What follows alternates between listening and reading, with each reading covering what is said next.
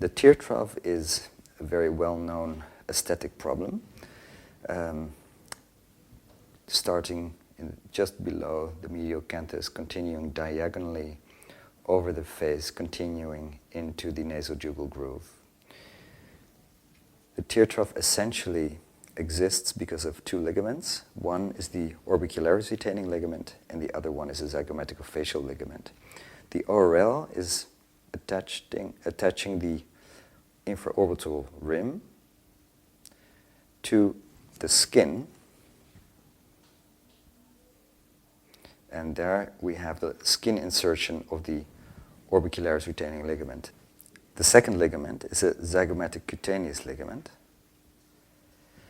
and where they meet, they are very close together, and together they form the tear trough. So with a cannula, it's very easy to start somewhere in between these two cannulas and move your cannula in between these two ligaments over the periosteum in order to correct the volume loss, the bone resorption that you have at the periosteum because of widening of the orbital rim. So my entry point would be just here in order to go in between these two ligaments. Now, of course, we have the danger zone of intraorbital injection, but the second danger zone, obviously, as we all know, is the infraorbital foramen. You can palpate this foramen with your little finger, feel a little depression just here. It's approximately 9 millimeters below the infraorbital rim and maybe 2 millimeters medial to the mid-pupillary line. Could you open your eyes and look all the way to the ceiling? Now, when she is looking all the way to the ceiling, you can see that there is actually exactly here is where we see the tear trough.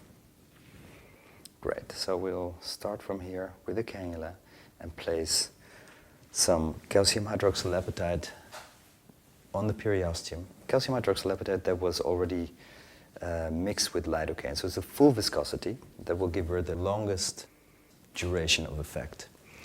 The big advantage of calcium hydroxylepatide is that it's non-hydrophilic, non-hygroscopic, and therefore the chances of edema in this area are very low.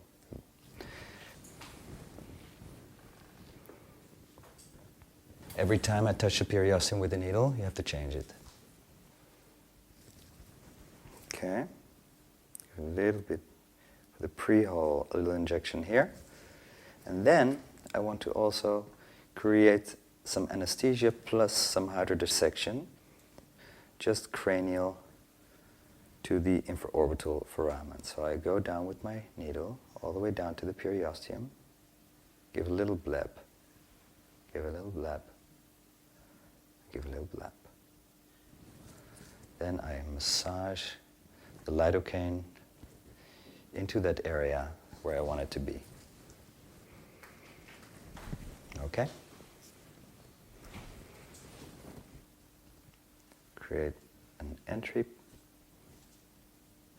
for my cannula, and I use a 25 gauge 38 millimeter cannula. And as you can see, you will just, when you have the lateral orbital rim as your marker for the entry point, it's just a little short, but you can use the flexibility, the glidability of the tissue in order to advance your cannula a bit further. So what I have to do is first go kind of perpendicular to the skin to get my cannula to the right depth. So I will lift up the tissue, go perpendicular through the resistances until I reach the periosteum. I have reached the periosteum. I place my finger on the infraorbital rim and I advance the cannula. Well, I feel it sliding past my finger in the right direction. So essentially, this is correcting bone resorption And as you can see, I'm placing very little amounts. I'm looking at the tear trough. I'm looking at what I see. And while I give like micro boluses, I'm seeing if there's any change in aspect of the tear trough. I want to check always if my cannula is still at the right place. And I give little deposits. Little deposits. So it's important not to overcorrect, as this is the full viscosity of calcium hydroxylepatide pre-mixed with lidocaine.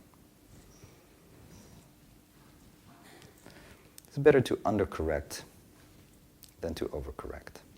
And as you can see, in the pre-periosteal fat, I've now placed a miniature amount of calcium hydroxylepatide that is pushing up soft tissue, thereby reducing the depression and also reducing the bluish discoloration.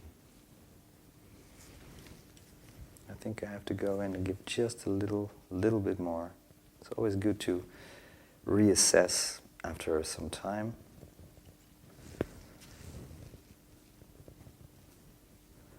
Again, I go deep, make sure I reach the periosteum, because we want to be below the malar septum, or the glide space nicely described by Mendelssohn. And we want to be in the pre-periosteal fat.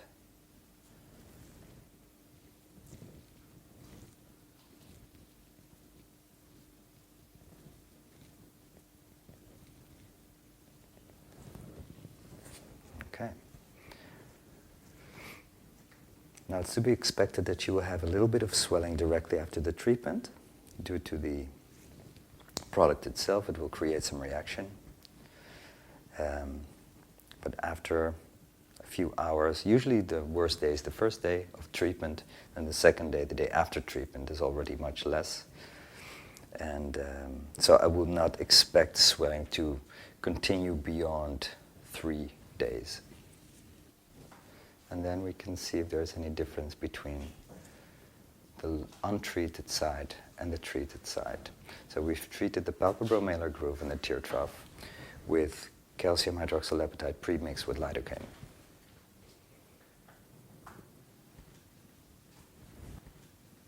You can see clearly a difference between the treated and the untreated side. It's much less hollowing on the treated side, and the palpebromalar groove and the tear trough combined have been 0.35, because this syringe is usually overfilled to about 1.55. So it's about 0.3 to 0.35 for both indications. So that means that with about 0.6 to 0.7, we will be able to treat both sides.